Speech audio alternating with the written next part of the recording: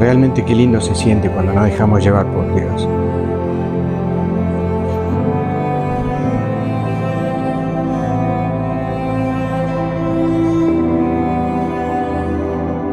No se puede controlar, no se debe controlar lo que se siente, lo que se vive. Solo sentirlo y vivirlo.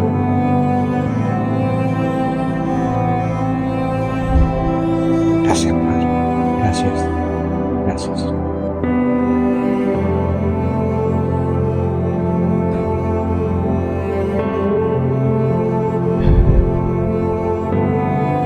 Gracias te damos, Señor, por este día. Tomen sus asientos.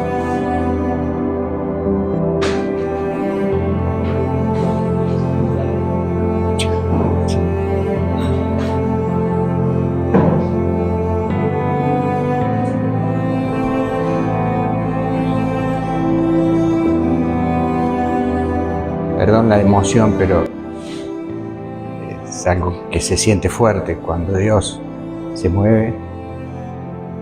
Y la verdad, si uno le permite que lo haga, se siente, se vive, se disfruta.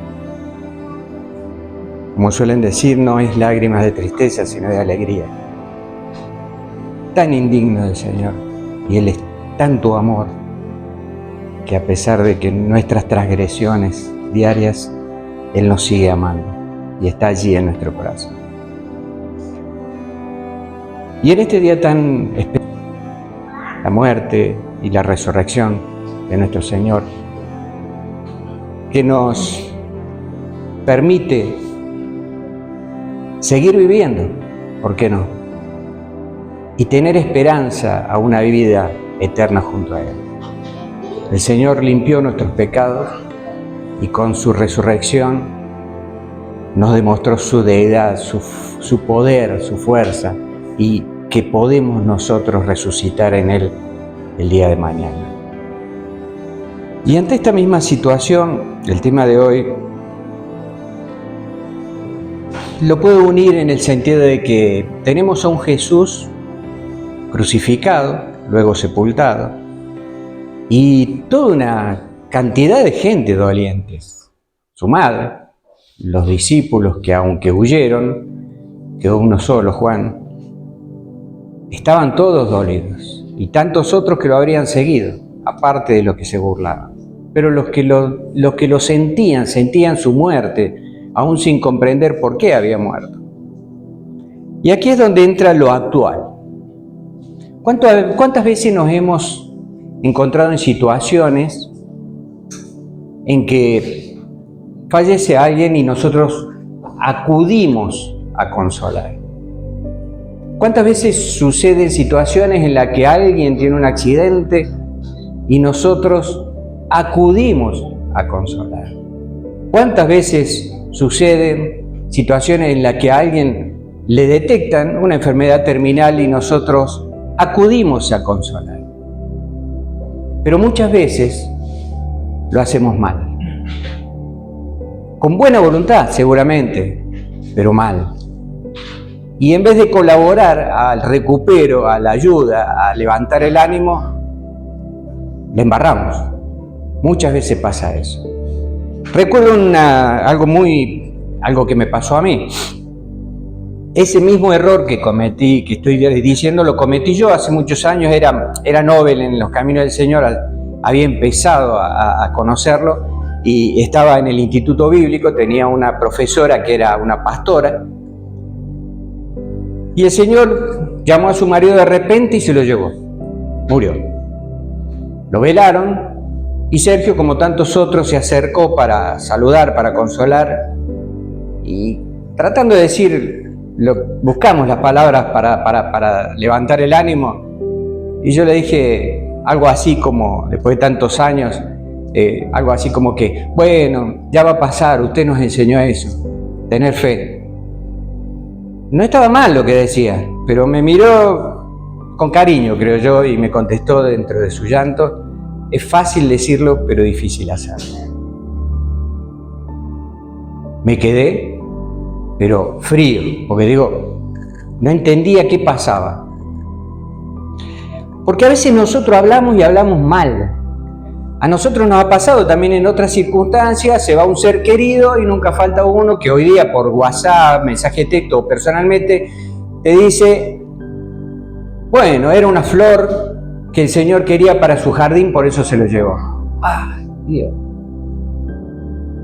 A ver, si hay una persona que está sufriendo, un marido que sufre la esposa, o un hijo, o una mujer que sufre la pérdida de su esposo, y nosotros vamos y le decimos que el Señor, era una flor que el Señor le arrancó de su lado porque la quería en su jardín.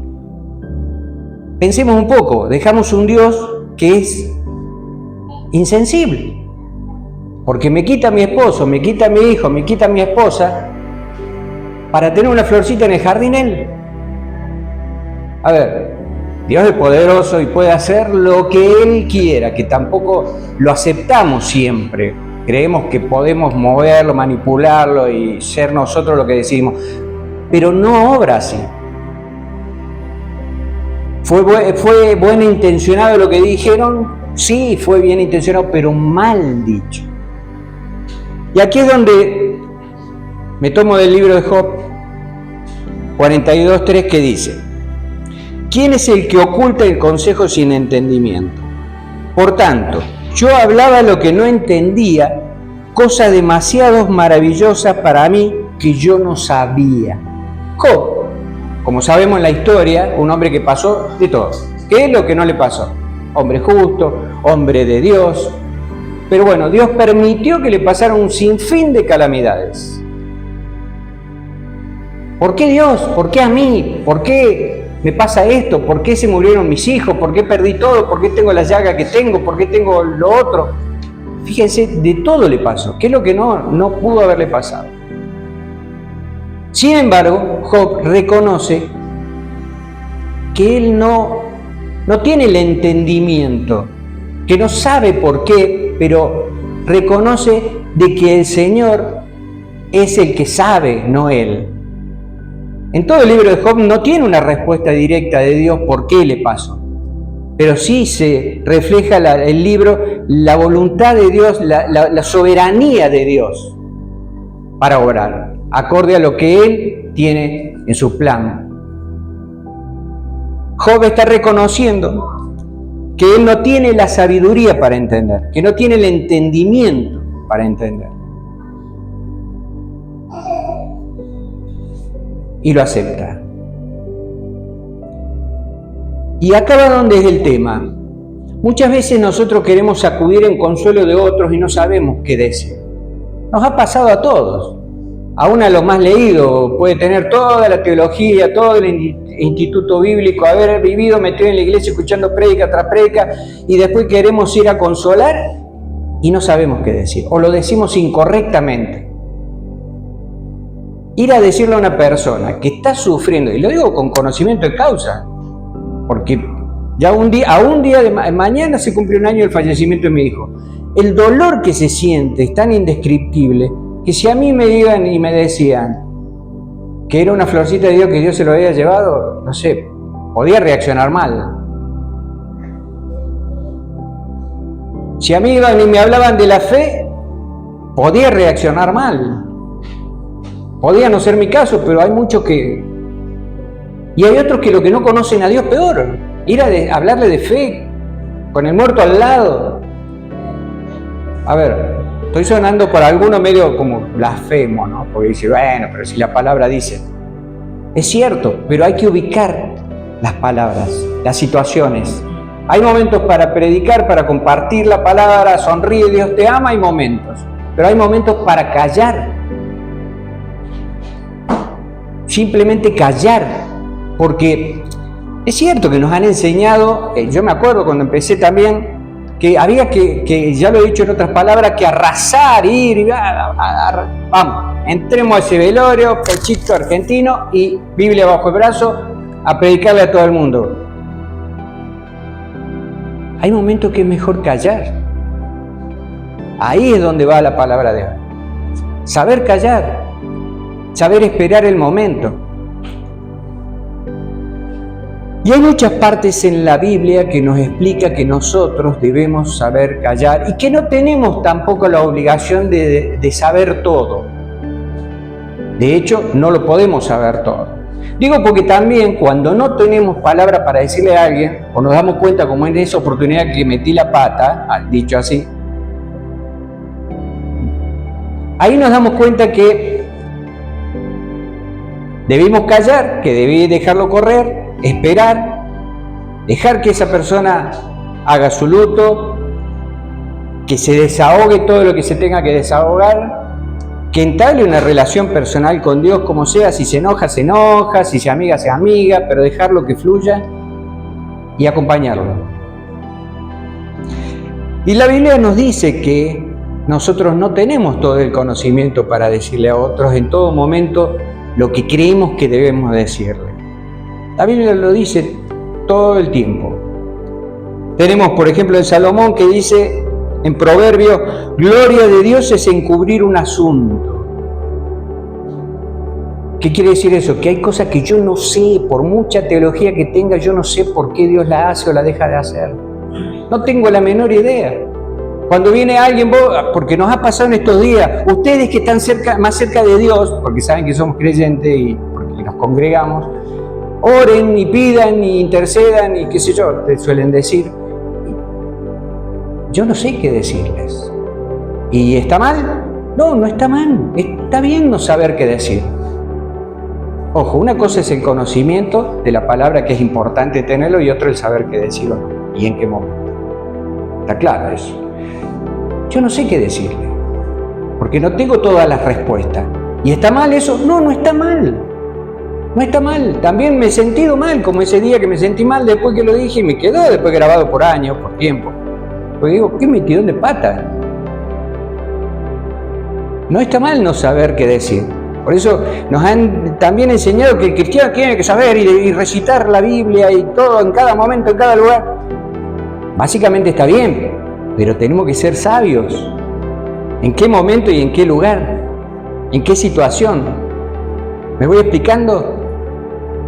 No me estoy contradiciendo de otras palabras que he compartido, que no se debe predicar en todo tiempo, en todo lugar la palabra, pero sí saber discernir qué palabra y en qué momento y cómo decir. Tenemos que aprender eso, nos lo tendrían que enseñar siempre a eso también.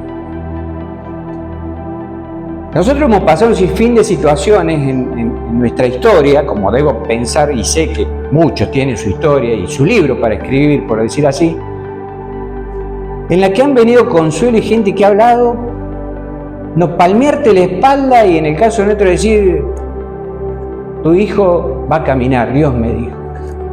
A ver, no caminó nunca. A otro decirle, tu marido se va a sanar. No se sanó, como esa cantante que decretó que otro cantante, otro salmista, Melgar, se iba a sanar. Lo decretó. Hablamos sin saber. A ver, ¿está mal que Dios se lo haya llevado, se haya llevado a mi hijo a alguien más? Y yo no diría que no. Dios lo sabe, yo no lo sé. Yo no lo sé. Por eso tenemos que ser cautos los cristianos. A veces somos agresivos, como me pasó a mí ese día. Somos agresivos, sin querer serlo, obviamente. No queremos salir a pegarle a nadie. Pero terminamos siendo agresivos y hacemos que la gente se enoje más con Dios sobre lo que quizás ya está molesta. Porque no tenemos el tacto, porque no tenemos el sentido de la ubicación. ¿Y por qué? También porque es básico en nosotros el sentir esa presencia como la sentimos ahora del Espíritu y dejar que Él nos guíe al momento para hablar, no hablar, callar, no callar. Que Dios lo haga, no con nuestra propia voluntad, no con nuestra propia fuerza. No te apoyes en tu propia prudencia, dice Proverbios. O sea, vamos con nuestra habilidad, con nuestro conocimiento, con lo que hace años que estoy en el Evangelio, predico, comparto, tengo estudio bíblico y todo, y hablo. Y por ahí soy agresivo. Y no debo serlo. No debo serlo, o sea, tengo que situarme. En la Biblia también nos dice, en Deuteronomio, las cosas secretas pertenecen al Señor nuestro Dios. Las cosas secretas pertenecen al Señor nuestro Dios.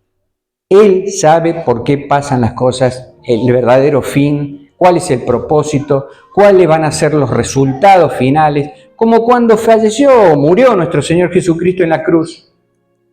Había un propósito sublime, eterno, maravilloso, que lo estamos festejando hoy. Y así un sinfín de situaciones que nos pasan en la vida. Pero no lo sabemos. Y aún para gente que no conoce al Señor, que está alejada, que no lo reconoce, hay veces que suceden cosas que Dios lo permite, no sé por qué, pero que después, al tiempo, nos damos cuenta que ha tenido un fin importante y bueno. Así como Job reconocía su falta de entendimiento y de sabiduría, también tenemos un Pablo que pasó un sinfín de situaciones. Pablo también se reconoce que no tiene todo el entendimiento. Pablo escribió en 2 Corintios 3, 5, 6, porque nuestra competencia no es de nosotros mismos, sino de Dios, el cual también nos hizo competente como ministro de un nuevo pacto. Pablo sabía que no era competente para explicar todas las cosas. Él predicaba a Cristo, pero no podía explicar todo lo que pasaba. De hecho, él fue pasando situaciones. Se le hundió el barco que iba, lo picó una víbora, lo metieron preso, lo soltaron, lo azotaron, lo apedrearon. Iba pasando distintas situaciones que por ahí ni Pablo podía en su intimidad saber por qué le pasaba todo lo que le pasaba. Solo Dios sabía por qué. Y hoy nosotros sabemos mucho por qué, porque lo hemos plasmado en la palabra de Dios. Pero mientras tanto ni Pablo sabía por qué. Para entender nosotros que no tenemos la obligación de saber todo, para entender que tenemos que tener la libertad de no saber, no sentirnos obligados. Yo si llego a un lugar que está pasando una situación, tengo que hablar, tengo que hablar, porque vos sois hijo de Dios, porque vos sabés, porque... A ver, si no sabés qué decir, no lo digas. Si no estás seguro, si no sentís que es Dios el que te envió, no lo digas. Si no tenés la comunión con el Espíritu Santo, no lo digas. Aunque suene duro, pero las cosas hay que decirlas. O sea, no creo en el Evangelio que yo venga a decirte a vos, che, qué lindas cosas, todo lindo, sonríe, Dios te ama. No creo en ese Evangelio. Creo que uno tiene que salir de acá, si sale molesto, sale molesto. Si sale creyendo, mejor. Y si sale disgustado, que vaya e indague en la palabra de Dios si lo que se dijo está allí, si tiene bases firmes. Pero yo creo en ese Evangelio. No en el que veo por ahí en las redes, como en estos días y anoche. Por favor. Se le dice a la gente lo que quiere escuchar. Se le promete lo que quiere tener. Y se le dice profecías para su vida que no se van a cumplir. Pero lo hacen y la gente va y busca eso. Ahora de la palabra poco y nada. Mucho circo. La palabra de Dios tiene que ir ahí, como dice, al tuétano, a la coyuntura, a lo íntimo. Y hoy en día, como me dijo a mí, Dios nos está diciendo a todos, nosotros, a mí también, a veces no obramos bien cuando abrimos la boca, porque lo hacemos a destiempo, porque lo hacemos mal. Cierta vez tenía un compañero de trabajo y quise, como estaba con el boom de compartirle palabra ante situaciones, quise predicarle y ¿qué me contestó? Está bien, te escucho, sí, hablas lindo, todo, pero a mí no me vengas con esa porque yo soy hijo de pastores, vengo de una familia de... Ahí me quedé también, digo, me hubiera callado la bocota. Porque el tipo estaba pasando su proceso, su momento. Porque no me pidió a mí directamente que le tirara un versículo bíblico y ¿cuánta fe tenés vos? Yo debí escucharlo, debí comprenderlo, debí entenderlo y debí callar. A veces es mejor callarse que abrir la boca. Como en el caso nuestro, muchas veces ha venido gente a tratar de explicarnos, consolarnos, a decirnos algo. Y la verdad que a veces queríamos no escuchar nada, queríamos que estén. La Biblia nos cuenta que los amigos de Job, no sabiendo qué decirle a Job, no sabiendo qué explicarle, estuvieron 7 días sentados con él, calladitos, acompañándolo. Quizá eso es lo que Dios espera en algunos momentos, situaciones. Yo pongo de ejemplo velorio, puede ser un hospital, puede ser 1000 situaciones. Capaz que eso es lo que Dios espera, que nosotros estemos, por supuesto. Es importante. Nosotros hemos vivido que nos hayan dejado solos. Yo lo he dicho varias veces y lo voy a seguir diciendo porque nos han dejado solos, amigos, conocidos, parientes.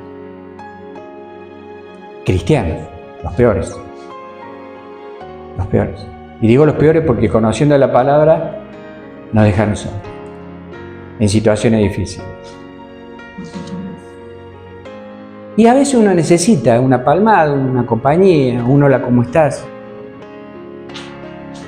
Tengo un pariente que está internado, también pasando una situación difícil de salud.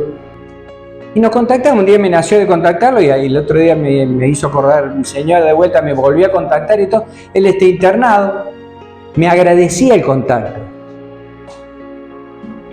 A la distancia, porque está en Buenos Aires. También es pastor. Pero me agradecía el contacto. Porque en esa sala probablemente estaba solo. Porque la familia por ahí ya no estaba en esos horarios. Era a las 9 de la noche, creo, 8 o 9. Fíjense qué importante el estar. ¿Qué me puse a predicarle? No, me puse a decirle cómo estás, que esto, que lo otro. Y él conoce la palabra, la conoce mucho mejor que yo. Pero no me puse a hacerme el doctor y confía, Dios te va a sanar. No lo sé, no lo sé, no lo sé. Sí, le di todo mi apoyo, mi cariño, mi comprensión, qué sé yo, palabras de aliento de alguna manera, pero siempre buscándole la vuelta de que sea amena, de que sea una cuestión familiar. Fíjense cómo se puede hacer algo. Y hay personas que no conocen, en este caso él conoce al Señor, pero hay personas que no, y que uno va y les quiere predicar y te miran con cara como diciendo, ¿de dónde saliste vos? Y peor, se enojan más con Dios, porque no esperamos los tiempos, porque no supimos ir progresivamente, no supimos acercarnos a esa persona. Quizás no esperamos también, quizás el proceso es acercarse, estar, ayudar, acompañar y esperar ese momento justo en que la persona te diga, quiero lo que vos tenés. ¿Cómo es?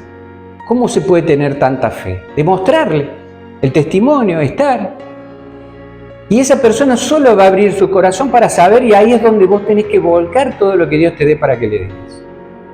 Pero no ir de primera. Por eso la palabra de hoy es la libertad de no saber. Tenemos libertad de no saber. No tenemos que sentirnos obligados que porque vamos a la iglesia y somos cristianos, yo tengo que saber qué decir, tengo que saber qué decir. No, capaz que no sabés. Capaz que no. Obrar de corazón, pero sin tratar de ser o de hacer o de decir lo que no está seguro. Yo no le puedo ir a decir a una persona, se va a sanar, si Dios no me lo dijo directamente, realmente al corazón. No lo puedo hacer por pura voluntad o deseo. Porque por ahí no se sana. Supe ir a un hospital a orar por un enfermo terminal.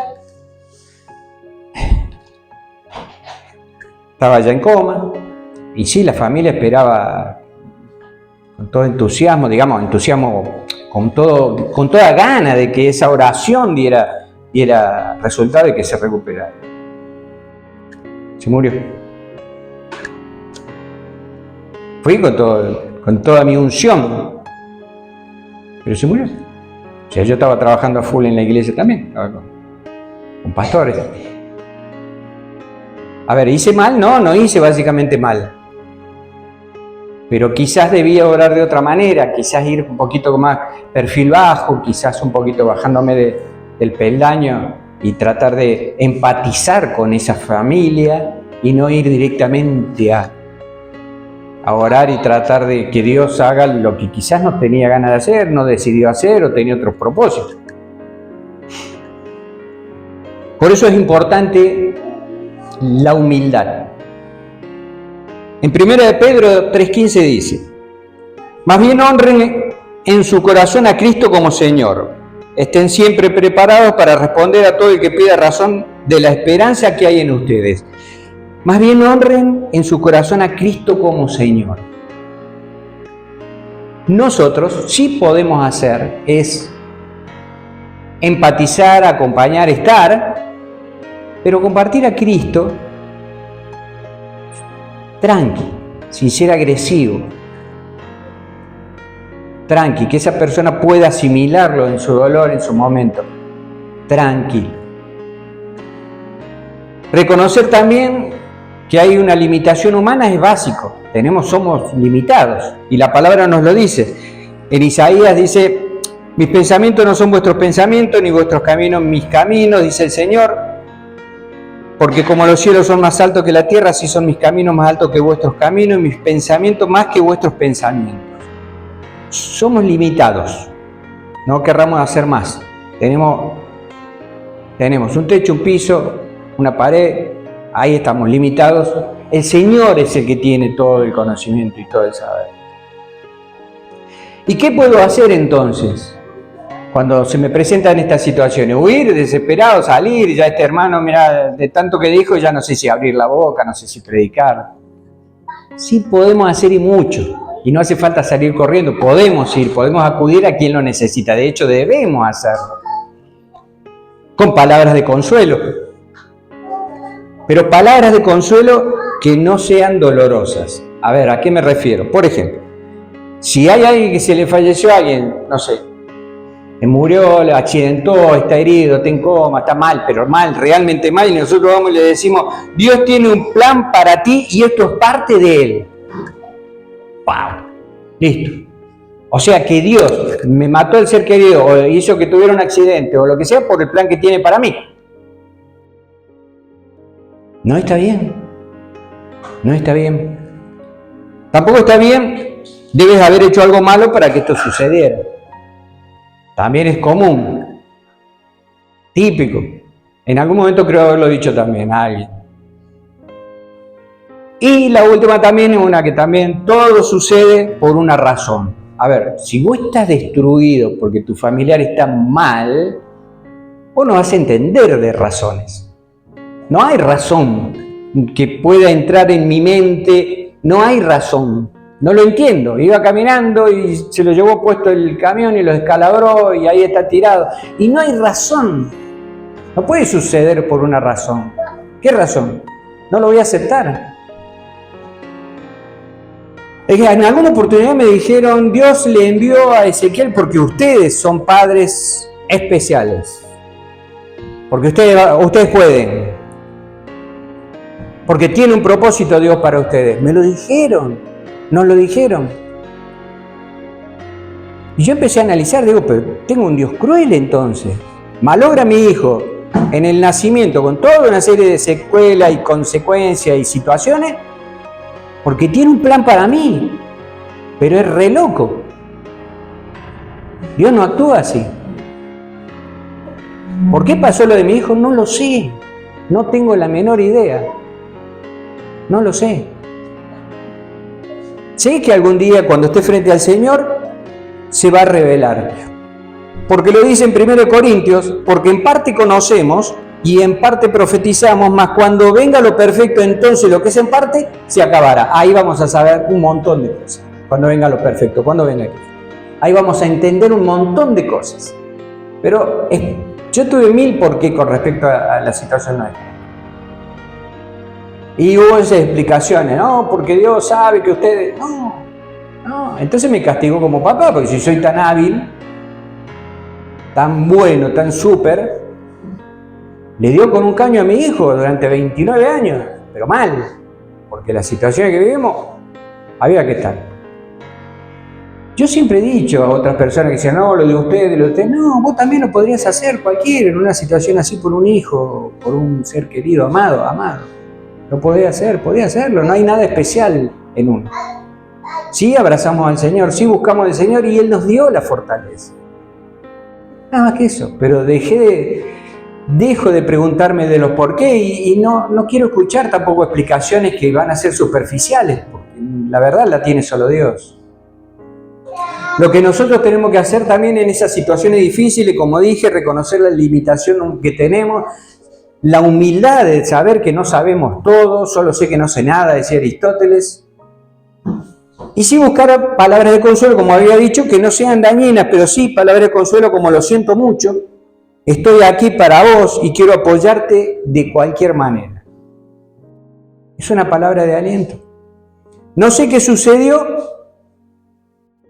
pero aquí estoy yo. Y Dios también está contigo y te ama. Punto. ¿Para qué más?